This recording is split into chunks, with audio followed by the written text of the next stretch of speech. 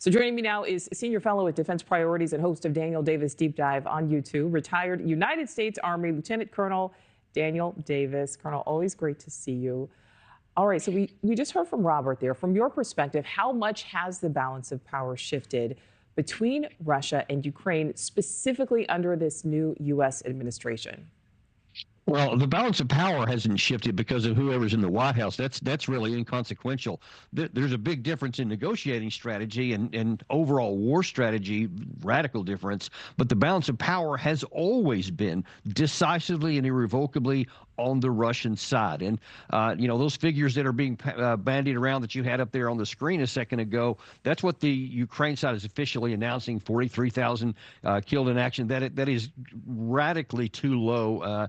It's self-evident on the field. You had last month General Sirski, the commander of their ground forces, admit that they were force mobilizing about 30,000 people a month, and it was not enough to offset casualties. So we know for sure 43,000 is not even close to the right number, and that underscores the problem because Ukraine doesn't have enough men, no matter how much equipment it gets, how much ammunition, any of those things. All the things that Keir Starmer, Emmanuel Macron keep on asking for are inconsequential if you don't have the manpower to use those items. Russia does. They have both the equipment and the manpower. So the balance of power is irrevocably on the Russian side. The only thing that makes any sense is to bring this war to the conclusion as fast as possible at the least bad outcome possible.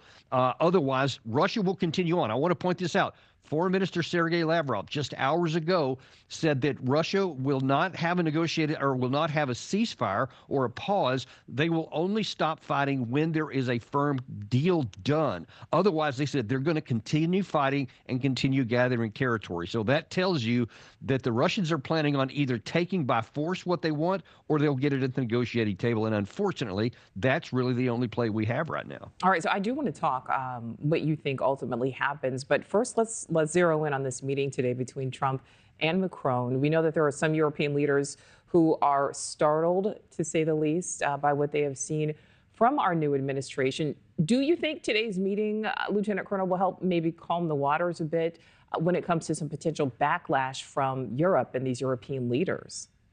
Well, it could, but it depends on really, how convinced Macron will be, because Trump has been adamant and he said openly some of the things I've said on your show before, that the war is unwinnable. So Macron seems to still think that it is winnable and still think that there's some things that he can do, whether it's French troops and a supposed negotiated settlement inside Ukraine or more equipment, it's more support, etc. And there just isn't. And Trump has been very clear, and his senior officials have been very clear. He just wants this war over with quickly. You saw his Levitt said a couple of days ago, maybe it could be over this week. So Trump is thinking getting this wrapped up quickly. Macron is thinking dragging it out, and those are irreconcilable. So I'm really eager to see what he says when he comes out of that press conference today. Yeah, absolutely. All right, so Ukraine's president, Zelensky, he continues to push, as we know, for NATO membership. He's even offered to step down if that could help it to happen, this NATO membership to come, and if it could help bring peace.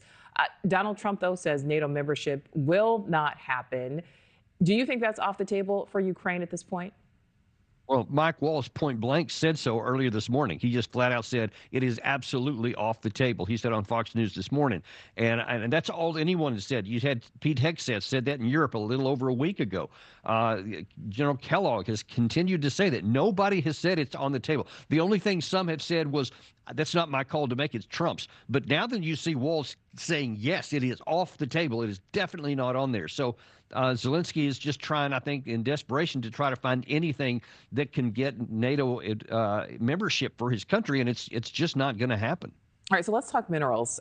Ukrainian officials are saying that Washington, that President Trump is trying to strong-arm Zelensky into signing this deal to give the U.S. at least a big part of the proceeds from extracting Ukrainian mineral deposits, if not the minerals themselves. What do you think comes of that?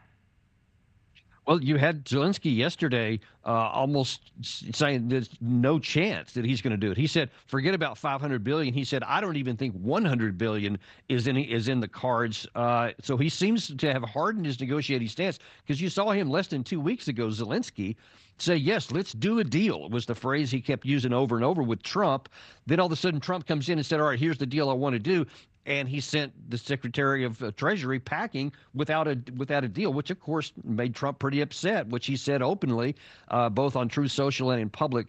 So Zelensky can say that, but I mean, you got to understand, Trump is transactional, Yeah. and if he sticks with that and says, "I'm going to give you the deal I want," then Trump may say, "Okay, we'll walk," because he has done that before. He did that in his first term on important issues, and he could say, "Let you and Europe figure it out together." I bet that will be on the table with Macron today. All right, and knowing that President Trump absolutely is transactional, what do you think the future holds when it comes to this war in Ukraine? This war is going to come to an end, and it's going to come to an end pretty quick, and it's going to come to an end in ways that are favorable to Moscow, and there is nothing anybody on the West can do to change that combat reality right now, no matter how much we want to.